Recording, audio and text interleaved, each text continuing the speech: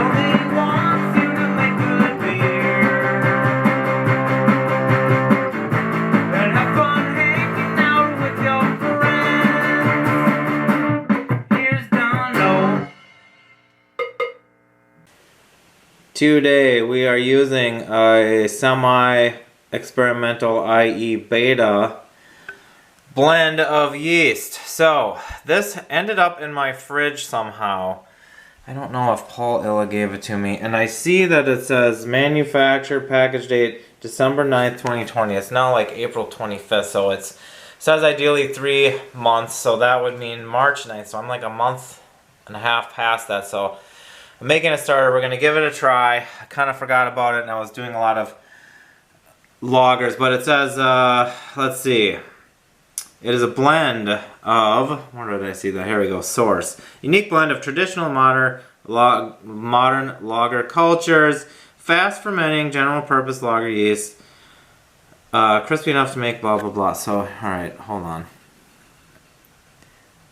Finally, it's not possible to make lagers that are done in under a week and taste exactly to style. So, it's as simple as pitching cold for a few days and letting your beer ramp up as warm as you can get it. So basically what it says is you don't have to keep it cold for the whole time. Now I just checked my corner basement room and actually it still is in the low 50s. So that's really in traditional lager range, and I think it'll, I can stay there for a couple of days. So I got a starter going. Now the fact that it's a little bit past sort of the best by date, I'm hoping that I will see some action in the starter and everything will be okay. The grain bill is, so what I'm doing is I'm making sort of like a Helles type thing and trying this yeast. The hops are just going to use some basic hops for a little bit of bittering, and then I'm not using Pils malt because I used up all my pills and now I have Arturo, so that's going to be a little bit different, but I am using half a pound of Care Pills and half a pound of Munich, which is what I often do in my Helles beer. So it's just going to be kind of a hodgepodge, but we're going to see what happens with this yeast. We're going to see if it works as advertised. I'm hoping that it's still healthy enough, and if I give it a good amount of time here, hopefully it has enough time to ferment all evening and all morning and overnight, and we'll see what happens. But yeah, hopefully it'll be a nice spring, summer drinking beer. So the brew day is done. It's going to be about 10:50. Everything went well. I've got 5 gallons, but I'm not 100% confident in this yeast. It was a little past the used before date, as I mentioned. It is a little bit of a lighter color, so it has been fermenting. I gave it a smell test. It does smell like yeast, but I just never saw much krausen. Not a ton of bubbles. But what am I going to do for now? We're just going to go ahead and give it a shot. It, yeah, I mean, it smells nice and yeasty.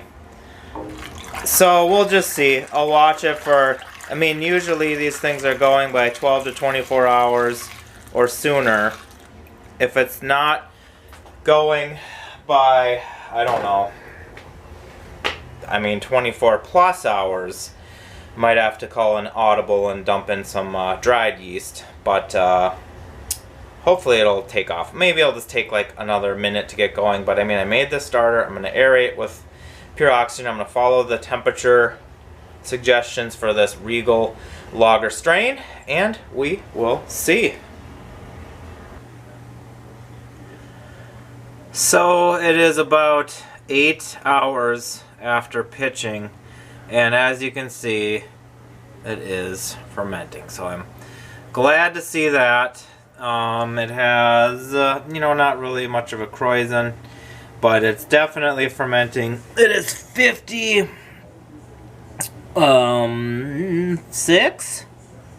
I can't really see. 54, 56. So that's fine. So everything is going according to plan. I'll leave it down here for a couple of days. Keep an eye on it, and then I'll bring it up to where it's warmer. Alright, so it has been exactly 3 days, 72 hours, just like Bootleg Biology said. I did see what they said, keep it cold in the 50s for 72 hours, and then bring it up, and then you can warm it up to as much as like 95 or something. So I have this old electric blanket.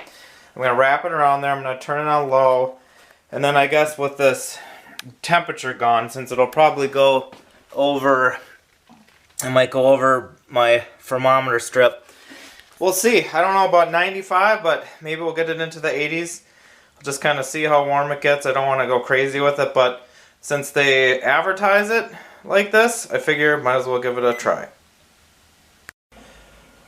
It is 20 hours after bringing it upstairs and putting it on the blanket. Last night before I went to bed it was about 64, so now it's in the morning and I still am actually able to, I don't know if you can see, but now it's 74, and that also is what it works out at with this gun.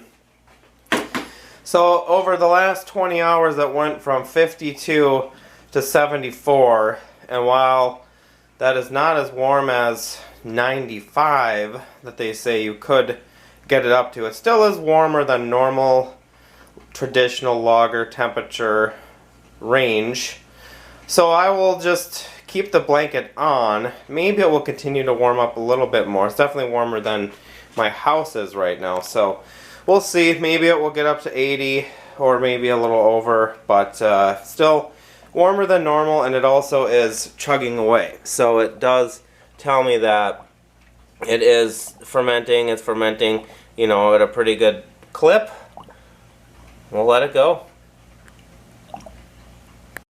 Okay, just another quick update. It is now the next morning and it's actually 85. So that's okay. It didn't get super hot, but it got pretty hot. It's also, you can't really tell, but it's slowing down on the fermentation, which you would expect because it's Saturday morning and I made it Monday and it was cold for a few days, but now it's been so warm. So I guess I could take a gravity reading, but I'll just let it, I turned off the heat, so I'll just let it sit and I'll finish up and eventually we'll see what we get. Here we are back in the garage. Happy Father's Day. Happy Father's Day. We're coming up on the summer. It is it. Today? Yeah. The longest day? I don't even know what June, yeah, see, June we're 20th. still in 2, man. June 20th, this beer was brewed on April 26th and keg on May 6th. Went from 1050 to 1.009. Now I'm pretty sure I have video clips of my whole fermentation thing.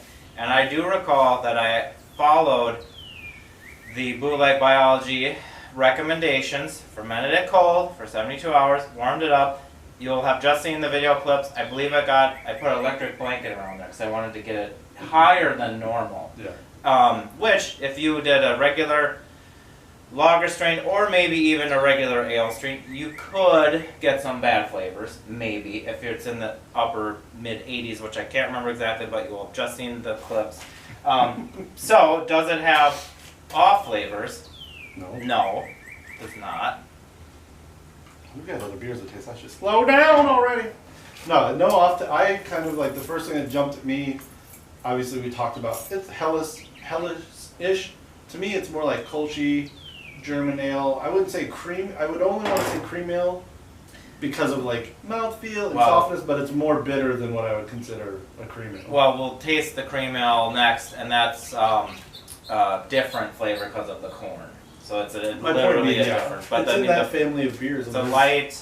I mean, I think it's lager-ish, lager-like. Yep. Now, since I still fermented it cold, for me, in this case, there wouldn't have been that much of a difference in just keeping it cold the whole time, like I do with traditional lager strains. But if you were pressed for time and you could ferment both cold and warm at the same time, which I guess you can if you can heat the beer up, then ideally or theoretically you can get a faster beer that is more like a true lager in a shorter amount of time. Because of that Oslo. It's an Oslo effect.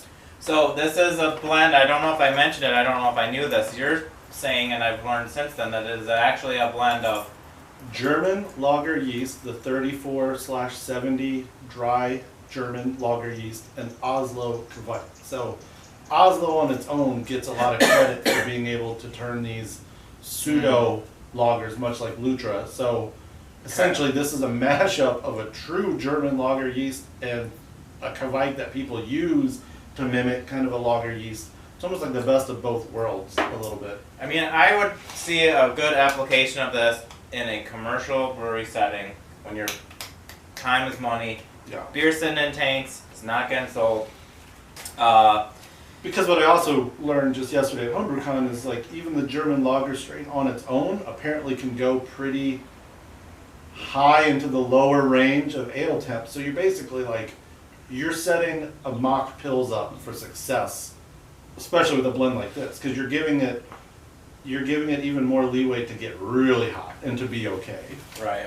Without negative effects. You know, Right. that was on my to-do list. I forgot about this, is to make a beer this summer in the heat with Lutra or whatever these ones are, and I forgot that I was, It'll get hot again. I got plenty of summer left. When I used the Regal Lager, I was surprised it was a very bottom fermenty kind of beer. Like it didn't get a Kreuzen, but when you looked at the top, it was very active, but it never had what you would consider an ale style Kreuzen. I don't remember, but I probably have it in the videos, so I think I would have. I mean, I'm like lifting up the blanket and peeking under We'll go back to the future to answer that peeking one. under the blanket, so if I lifted it high enough, or maybe we will have seen that. But it's a nice beer. It's perfectly clean.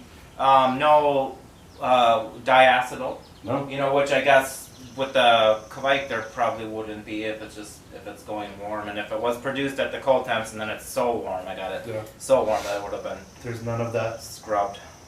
former Dono kind of like buttery, for lack of a better word, Yeah. just like overly kind of soft. Well, that You've got your lager and your Yeah. pseudo lager game dialed that in. was. I have had some of that in the past, but I know more now about watching the Uh-huh.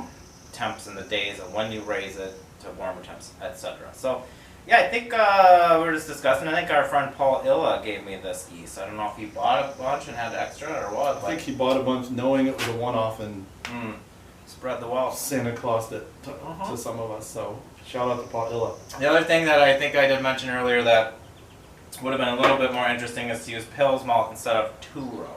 But I had a sack of two-row, and I was getting into that time of year, and it was at the very end of when I could still ferment it cold without other methods to get it cold. So, therapy? Lo-fi, no-buy. I don't know if you can go buy this anymore. Oh, no. I saved, did you save some? No. True. I saved 800 milliliters of the slurry from my smoked red. So I theoretically have some to either save, wash, pitch. I suppose a person could combine their own versions. I mean, it's an interesting point. This is very much a blend, which it calls out in the name. You kind of forget that. I don't know the ratio, but you could do like some of each and attempt it. You know, it's just we're in a world of different yeasts, right? The Kveik yeasts have changed a lot of things. People are fermenting lagers at warmer temps. We're just doing a lot of different stuff than we would have done like 15 years ago or 10 years ago. All right, well, we got more beer to drink. Shameless plug. How about follow Chop and Brew to see what the same yeast does to a Alderwood smoked red ale, which we're about to find out off camera. Yeah. If you watch these videos, you probably watch his video. I would think. I'm sure you do. Anyway, thanks for watching. Catch you later.